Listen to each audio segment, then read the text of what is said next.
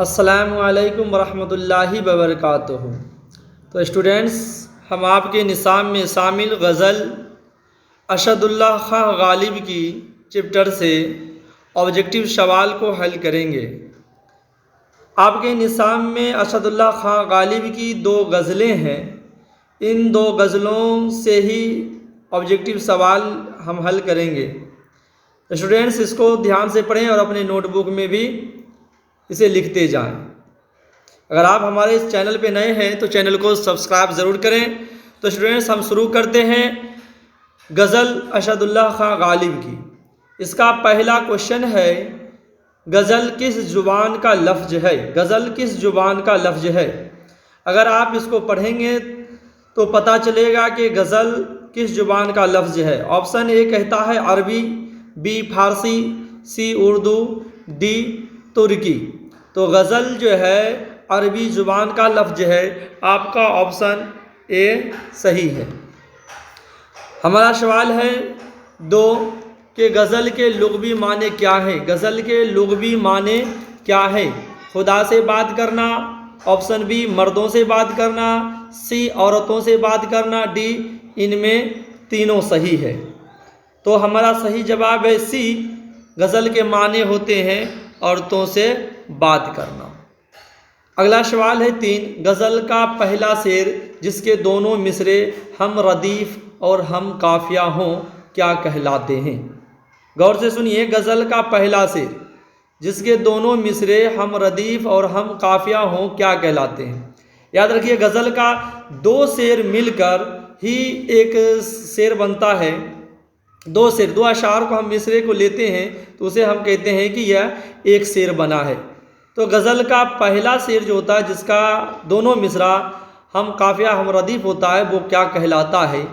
Option A कहता है मतला मक्ता, बी मतला, सी हम रदीफ़, डी हुस्न मतला।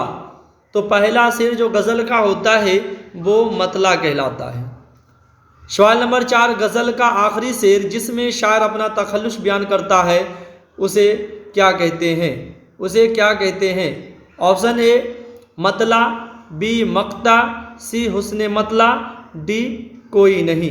तो 4 का बी है, आखिरी शेर गज़ल का होता है उसे हम मक्ता कहते हैं। उसे क्या कहते हैं? मक्ता कहते हैं। सवाल नंबर 5 है, जिस गज़ल में शायर एक से ज़ायद मतला बयान करते हैं उसे क्या कहते हैं? एक से ज़ायद मतला बयान करते हैं तो उसे क्या कहते हैं? ऑप्शन ए मतला, बी मक्ता, सी हुस्न मतला, डी कोई नहीं। एक से ज़ायद बयान करते हैं तो उसे हम हुस्न मतला कहते हैं। हुस्न मतला से मुराद ये है कि गज़ल का जो पहला मिसरा होता है, पहले पढ़ चुके गज़ल का पहला मिसरा हम काफ़िया और हम रदीफ़ होता है। तो गज़ल का जो पहला, दूसरा और चौथा मिसरा हम काफ़िया और रदीफ़ होता है। लेकिन कभी कभी ऐसा होता है कि शायर पहला मिसरा, दूसरा मिसरा और साथ साथ फिर तीसरा और चौथा मिसरा जो होता है वो भी हम काफ़िया और हम रदीफ़ में दे देता है। तो ऐसे ही मिसरा को जिसमें एक से ज़्यादा मतला बयान कर दिया गया हो तो उसे हम हुस्न मतला कहते हैं। हमारा सवाल है 6 नंबर, शायर गज़ल के किस मिसरे में अपना तखल्लुस बयान करता है? अपना तखल्लुस बयान करता है। ऑप्शन ए कहता है पहला मिसरा में, बी दूसरा में, सी चौथा, डी आखिरी मिसरे में। तो गज़ल के आखिरी मिसरा में ही शायर अपना तखल्लुस बयान करता है। तो 6 का आप डी कह सकते हैं। ऑप्शन डी सही है। सवाल नंबर 7, गालिब का पूरा नाम क्या था? गालिब का पूरा नाम क्या था? Option A Mirza Ghalib, B Mirza Baig, C Asadullah Baig Khan, D Asadullah. तो 7 का सी सही है, अशदुल्लाह बेग खान, अशदुल्लाह बेग खान। सवाल नंबर 8, गालिब की पैदाइश कब हुई? गालिब की पैदाइश कब हुई? ऑप्शन ए 27 दिसंबर 1797, बी 27 नवंबर 1797, सी 27 दिसंबर 1897, डी 27 नवंबर 1897। तो 8 का ए सही है, 27 दिसंबर 1797। अगला सवाल 9 नंबर, गालिब की पैदाइश कहाँ हुई? Option A Delhi, B Lucknow, C Aligarh, D Agra में। तो 9 का डी सही है, आगरा में। सवाल नंबर 10, गालिब के वालिद का क्या नाम था? गालिब के वालिद का क्या नाम था? Option A Mirza Abdullah Baig, B Nasrullah Baig, C Asadullah Baig, D इनमें कोई नहीं। तो 10 का ऑप्शन जो है वो ए सही है, मिर्ज़ा अब्दुल्लाह बेग। हमारा 11 नंबर का सवाल है, गालिब की वालिदा का क्या नाम था? Option A Izzatun Nisa Begum, B Azimun Nisa Begum, C Seeratun Nisa, D कोई नहीं। तो हमारा 11 का सही है ऑप्शन ए इज़्ज़तुन निसा बेगम। सवाल नंबर 12, गालिब के नाना का क्या नाम था? जिसमें नाना का नाम दिया गया था इसलिए मैंने इनको भी लिख दिया है, गालिब के नाना का क्या नाम था? ऑप्शन ए कहता है ख्वाजा मिर्ज़ा गुलाम हुसैन खान, बी मिर्ज़ा गुलाम हुसैन, सी गुलाम हुसैन खां, डी ख्वाजा गुलाम हुसैन। तो 12 का ऑप्शन ए सही है, ख्वाजा मिर्ज़ा गुलाम हुसैन खां। सवाल नंबर 13, गालिब के चाचा का क्या नाम था? असदुल्लाह बेग खां, बी नसरुल्लाह बेग खां, सी रियासतुल्लाह खां, डी गुलाम हुसैन खां। तो ऑप्शन हमारा 13 का बी सही है, नसरुल्लाह बेग खान। 13 का बी सही, नसरुल्लाह बेग खान। सवाल नंबर 14, गालिब ने फारसी में इब्तिदाई तालीम किससे पाई? ऑप्शन ए मौलवी आज़म, बी मौलवी मुअज़्ज़म, सी मौलवी अज़ीम, डी कोई नहीं। तो 14 का सही जवाब है बी मौलवी मुअज़्ज़म से। सवाल नंबर 15, गालिब की शादी कितने वर्ष की उम्र में हुई? गालिब की शादी कितने वर्ष की उम्र में हुई? Option A 12, B 13, C 14, D 15। तो 15 का सही जवाब है ऑप्शन बी 13 साल की उम्र में। गालिब की उम्र उस समय 13 वर्ष थी जब उनकी शादी हुई थी। सवाल नंबर 16, गालिब की शादी किससे हुई थी? ऑप्शन ए उमराव जान से, बी उमराव बेगम, सी उमराव खान, डी कोई नहीं। तो 16 का सही जवाब है बी उमराव बेगम से। गालिब की शादी उमराव बेगम से हुई थी।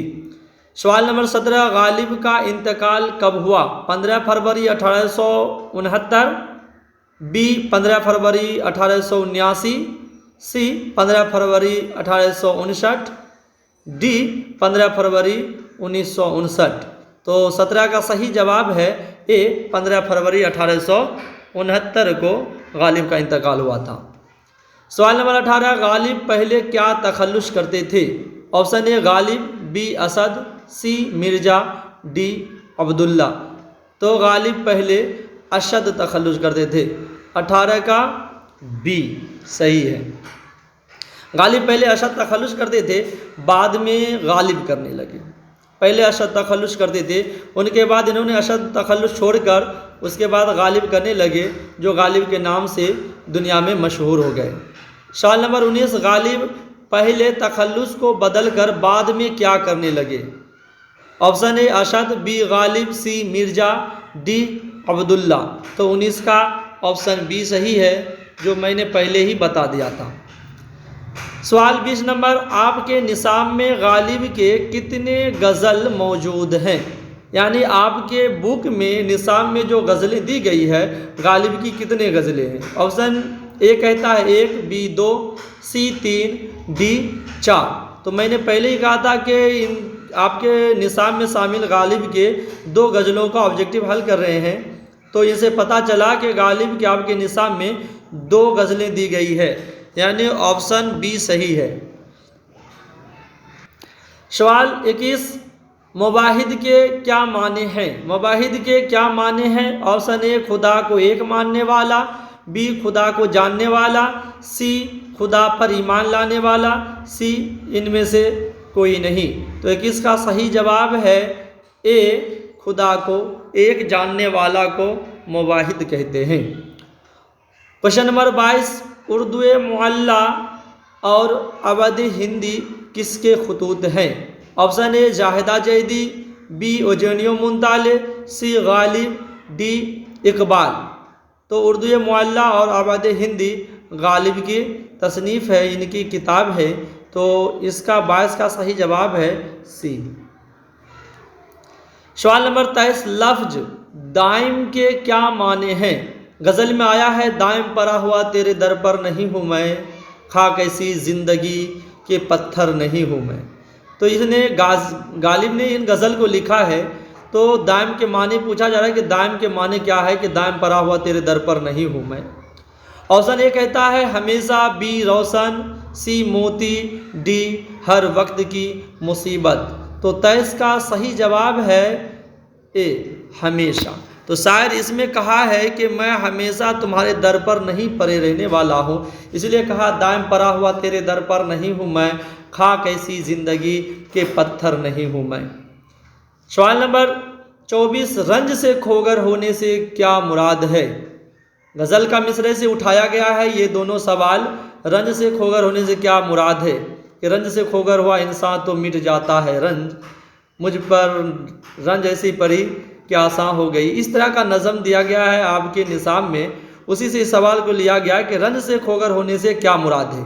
ऑप्शन ए कहता है रंज का ना होना, बी रंज का बहुत ज़्यादा होना, सी रंज का आदी होना, डी हमेशा के लिए रंज मिट जाना। तो 24 का सही जवाब है सी रंज का आदी होना। 25 नंबर और आखिरी सवाल है याकूब अलैहिस्सलाम और यूसुफ अलैहिस्सलाम के कौन थे? याकूब अलैहिस्सलाम यूसुफ अलैहिस्सलाम के कौन थे?